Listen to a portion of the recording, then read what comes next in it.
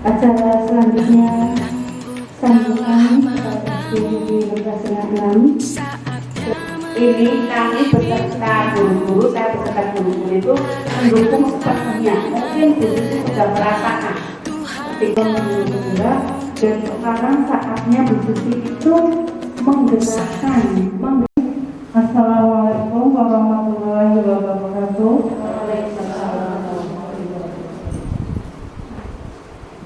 Yang terhormat Ibu Kepala Sekolah SD Negeri Mertasinga 6 Cilacap Utara, yang terhormat Ibu Penny selaku pengajar praktik pendidikan calon guru penggerak angkatan 4 Kabupaten Cilacap, yang terhormat rekan-rekan guru SD Negeri Mertasinga 6 Cilacap.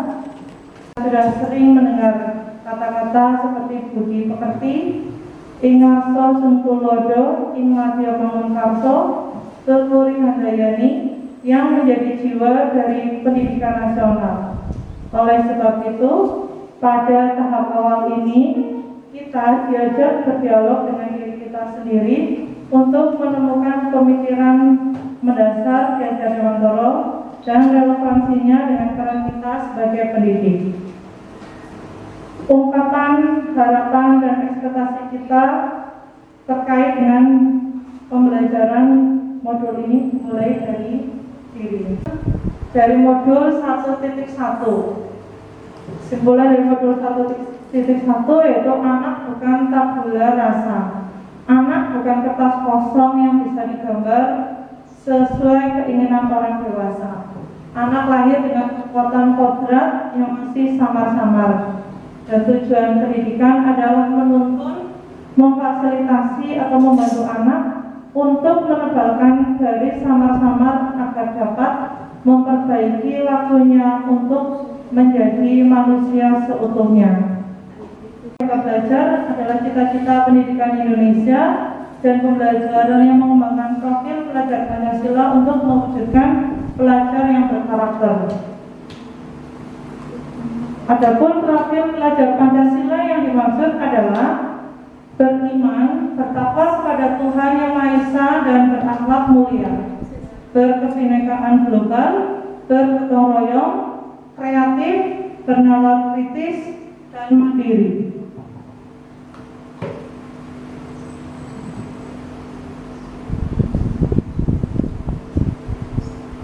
Memasuki modul 1.4 tentang budaya positif. Dalam modul 1.4, perilaku warga kelas menjadi sebuah kebiasaan yang akhirnya membentuk sebuah budaya positif. Nah, untuk terbentuknya budaya positif, pertama-tama perlu diciptakan dan disepakati keyakinan-keyakinan atau prinsip-prinsip dasar bersama di antara para warga kelas. Mengapa keyakinan kelas dan mengapa tidak peraturan kelas saja? Karena di sini nilai-nilai keselamatan yang kita sebut sebagai suatu keyakinan, yaitu nilai-nilai kebajikan atau prinsip-prinsip universal yang disepakati bersama secara universal, lepas dari latar belakang, suku, negara, bahasa maupun agama. Dan menurut Gosen, suatu keyakinan akan lebih memotivasi seseorang dari dalam atau memotivasi secara intrinsik. Seseorang akan lebih tergerak dan bersemangat untuk menjalankan keyakinannya daripada hanya sekedar mengikuti serangkaian peraturan.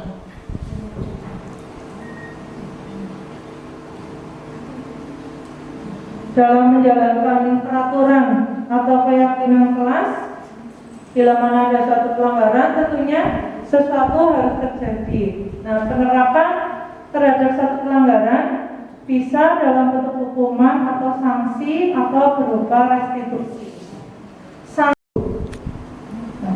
Meminta murid tidak menggunakan sepatu seharian di sekolah karena tidak menggunakan sepatu hitam. Oh iya, 100 untuk Bu Guru. Kemudian satu-satu susah deh Bu. lari mengelilingi lapangan basket 2 kali karena terlambat 10 menit untuk pelajaran PJOK. Jadi hukuman atau sanksi? Sanksi. Ternyata sanksi karena pelajaran PJOK mungkin ya. Oke.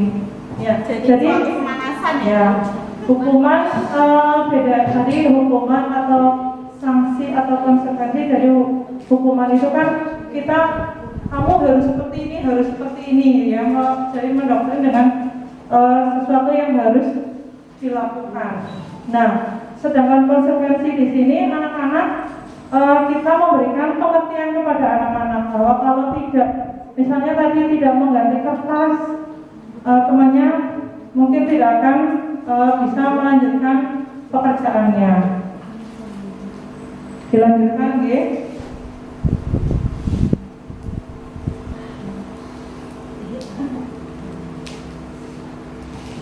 Kamu masuk ke penghargaan. Di sini menurut Al-Fikon mengemukakan baik penghargaan maupun hukuman adalah cara-cara mengontrol perilaku seseorang yang menghancurkan potensi untuk pembelajaran yang sesungguhnya.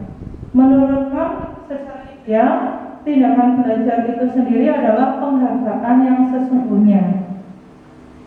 Kant selanjutnya juga mengemukakan beberapa alasan mengapa penghargaan justru sama seperti menghukum seseorang. Nah, di sini ada ternyata berpengaruh jangka pendek dan jangka panjang.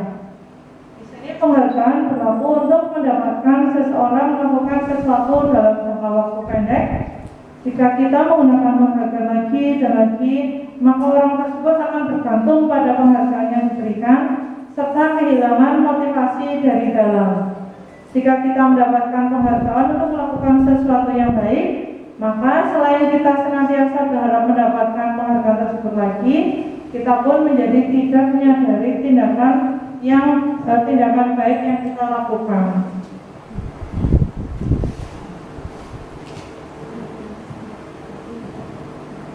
Penghargaan yang tidak efektif. Satu penghargaan adalah peristiwa yang diinginkan yang dibuat dengan persyaratan. Hanya jika Anda melakukan hal ini, Anda akan mendapatkan penghargaan yang diinginkan. Jika saya mengharapkan suatu penghargaan dan tidak mendapatkannya, maka saya akan kecewa dan berkecil hati. Serta kemungkinan lain kali saya tidak akan berusaha sekeras sebelumnya. Kemudian di sini penghargaan yang merusak hubungan. Ketika seorang diberi penghargaan atau dipuji di depan orang banyak, maka yang lain akan merasa iri, dan sebagian dari mereka akan tidak menyukai orang-orang yang diberikan penghargaan tersebut.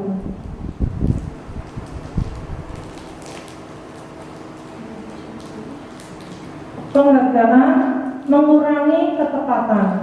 Dalam percobaan, kelompok anak laki-laki yang berusia sekitar 9 tahun diminta untuk melihat gambar-gambar wajah yang ditampilkan di layar, dan mereka harus memberitahukan jika wajah-wajah tersebut sama atau berbeda. Gambar-gambar tersebut hampir sama. Beberapa dari mereka diberi penghargaan dalam bentuk uang pada saat mereka memberikan jawaban benar, sementara yang lain tidak. Kemudian apa hasil yang terjadi? Ternyata hasilnya anak laki-laki yang dibayar membuat lebih banyak kesalahan. Ya, ketika mungkin dia sudah mendapatkan uang, mendapatkan penghargaan dalam satu bentuk benda, ternyata lalai dengan ketepatannya sendiri. Kemudian penghargaan yang menghukum.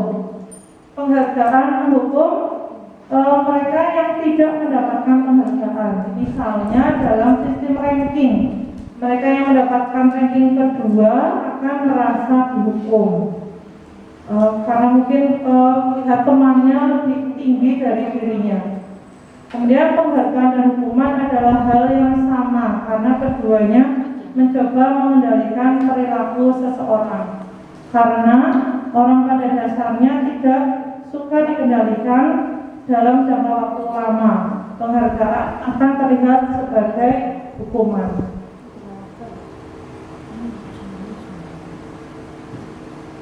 Kemudian yang dipelajari dalam eksplorasi mandiri adalah tentang pemenuhan kebutuhan dasar.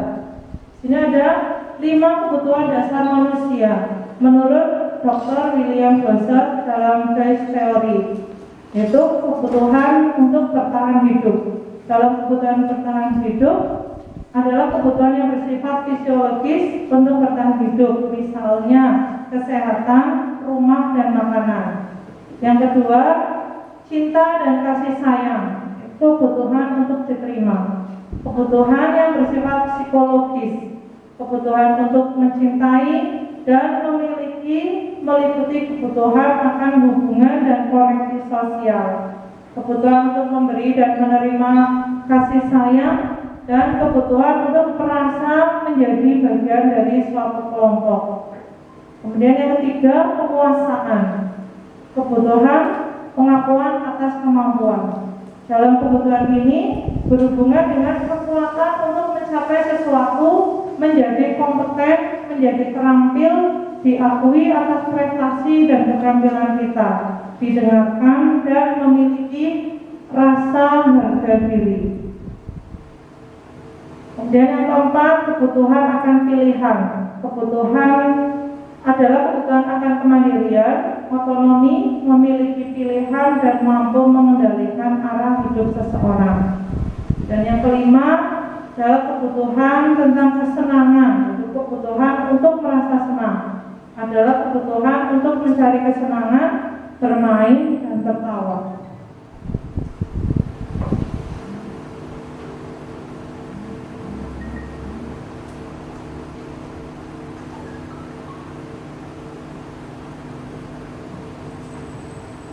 Ini mungkin beberapa kasus yang ada di kelas kita, Ibu.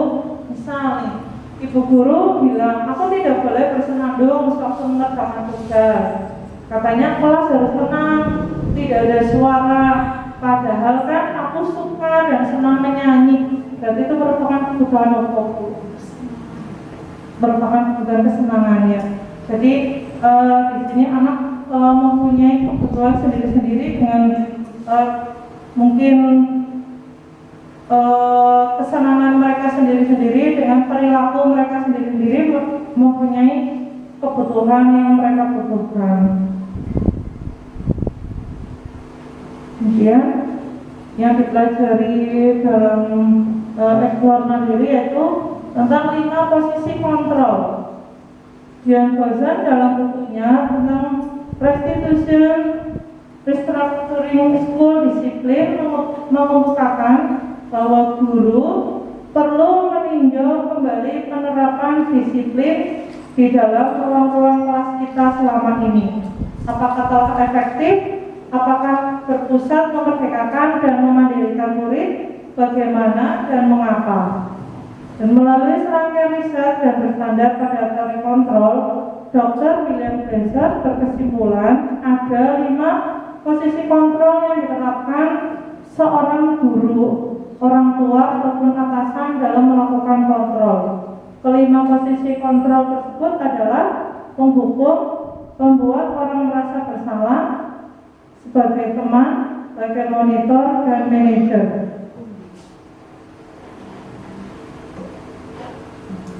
Sebagai penghukum, di sini seorang penghukum bisa menggunakan hukuman fisik maupun verbal. Kemudian pembuat merasa orang bersalah. Pada posisi ini biasanya guru akan bersuara lebih lembut. Membuat orang merasa bersalah akan menggunakan keheningan yang membuat orang lain merasa tidak nyaman, bersalah atau rendah diri. Kemudian kontrol sebagai teman. Guru pada posisi ini tidak akan menyakiti murid, namun akan tetap berupaya mengontrol murid melalui persuasi. Dan sebagai monitor atau pemantau. Memonitor berarti mengawasi, pada saat kita mengawasi, kita bertanggung jawab atas perilaku orang-orang yang kita awasi. Posisi pemantau berdasarkan pada peraturan-peraturan dan konsekuensi. Dengan menggunakan sanksi atau konsekuensi, kita dapat memisahkan hubungan pribadi kita dengan murid sebagai seorang yang menjalankan posisi pemantau. Kemudian posisi yang kelima yaitu manajer. Pada posisi terakhir manajer adalah posisi mentor, di mana guru berbuat sesuatu bersama dengan murid, mempersilahkan murid mempertanggungjawabkan perilakunya, mendukung murid agar dapat menemukan solusi atas permasalahannya sendiri.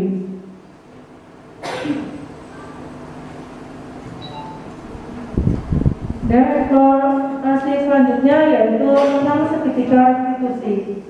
Restitusi adalah proses menciptakan kondisi bagi murid untuk memperbaiki kesalahan mereka, sehingga mereka bisa kembali pada kelompok mereka dengan karakter yang lebih kuat. Di sini ada 9 ciri-ciri restitusi. 1. Bukan untuk menebus kesalahan, namun untuk belajar dari kesalahan. 2. Memperbaiki hubungan. 3. Tawaran, bukan paksaan. 4. Restitusi untuk melihat ke dalam diri. 5. Restitusi mencari kebutuhan dasar yang mendasari tindakan. 6. Restitusi diri adalah cara yang paling baik untuk memperbaiki diri. 7. Fokus pada karakter bukan tindakan. 8. Fokus pada solusi. 9. Mengembalikan murid yang berbuat salah pada kelompoknya. Nah, di sini restitusi itu digambarkan dalam segitiga restitusi, yaitu dalam segitiga restitusi ini yaitu ada validasi tindakan yang salah. Dalam tindakan yang salah ini ada beberapa pertanyaan yang dapat kita gunakan dalam menyelesaikan masalah. Contohnya, kamu tentu punya alasan mengapa melakukan itu. Jadi ketika kita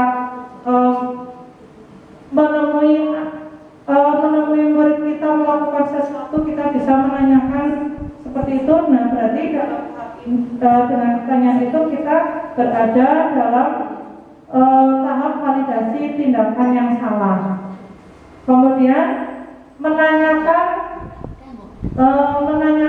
keyakinan. Di sini menanyakan keyakinan, pertanyaan yang bisa kita gunakan yaitu nilai-nilai apa yang telah kita sepakati, atau kamu ingin menjadi orang seperti apa. Kemudian yang ketiga yaitu menstabilkan identitas. Dalam tahap ini setiap kalimat yang bisa kita gunakan untuk berkomunikasi dengan murid kita yaitu setiap orang pasti pernah melakukan kesalahan, atau kamu bukan satu-satunya yang pernah melakukan ini. Nah, ini salah satu yang dulu pernah saya praktekkan terhadap murid saya sendiri. Karena dia berbuat kegaduhan dan suka mengejek temannya, kita menggunakan segitiga restitusi. Tapi namanya anak ternyata ya di tengah-tengah pergaulan lupa lagi dengan yang sudah pernah ditanyakan.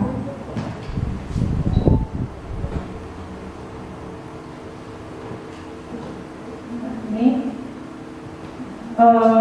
dalam menstabilkan identitas, maksud tujuannya adalah untuk membuat anak yang merasa gagal karena berbuat salah menjadi positif terhadap dirinya. Nah, beberapa kalimat yang bisa kita sampaikan ke anak, salah satunya adalah berbuat salah satu itu hal yang manusiawi. Tidak ada manusia yang sempurna dan sebagainya. Kemudian dalam validasi tindakan Yang salah di sini bertujuan untuk membantu siswa mengenali kebutuhan yang ingin dipenuhinya ketika melakukan kesalahan itu. Dan pada dasarnya setiap tindakan manusia tujuannya adalah memenuhi basic needs, apakah itu power, freedom, belonging, fun, atau survival, seperti yang 5 kebutuhan dasar manusia.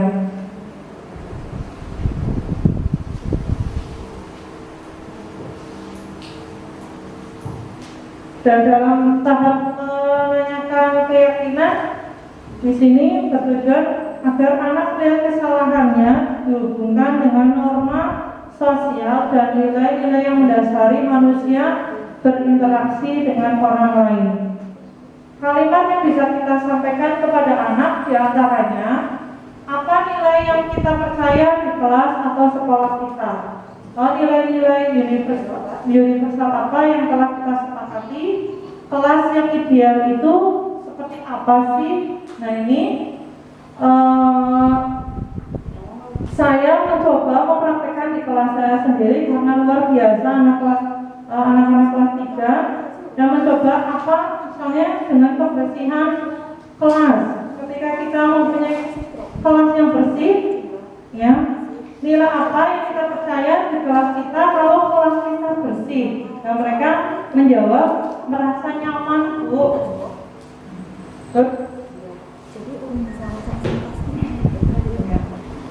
Demikian modul 1.4 dan dari eksplorasi materi di modul 1.4 kesimpulannya adalah 1. Untuk membentuk budaya positif di sekolah dengan berfokus pada kebutuhan murid dan pertumbuhan karakter positif bukanlah hal yang mudah, tetapi kita bisa merencanakan yang terbaik untuk murid dan sekolah. Kedua, buah dari kerja keras dapat terlihat ketika kita menyadari bahwa murid kita telah tumbuh menjadi seorang dewasa yang sukses di kehidupan, pekerjaan, dan relasinya dengan orang lain dengan berkarakter yang memiliki integritas tinggi, bertanggung jawab, dapat diandalkan, berbudi pekerti luhur, dan bermanfaat bagi lingkungan dan negara. Nah, dari kegiatan ini agar budaya positif itu dapat terlaksana menjadi satu budaya yang baik, mari kita laksanakan sedikit demi sedikit, karena kalau bukan kita yang melakukannya terus siapa lagi, dan kalau bukan mulai dari sekarang mau kapan lagi, ya. Demikian yang saya sampaikan. Terima kasih atas kehadirannya. Mohon maaf atas segala kesalahan dan kekhilafan dalam menyampaikan materi, dalam menyampaikan sosialisasi, ya. Sekian dan terima kasih. Salam bahagia, salam merdeka, salam guru penggerak. Assalamualaikum warahmatullahi wabarakatuh.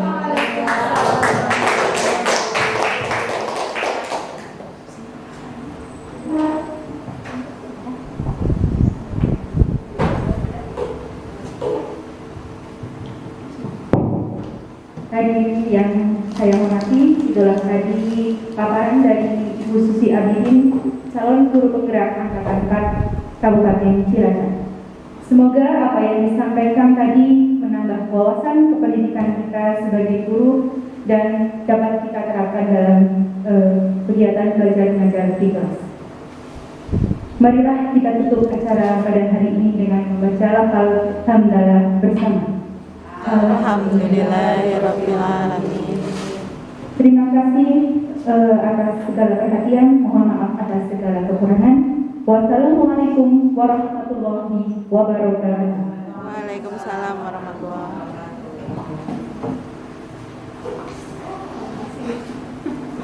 Mohon maaf sebelumnya, saya sebelumnya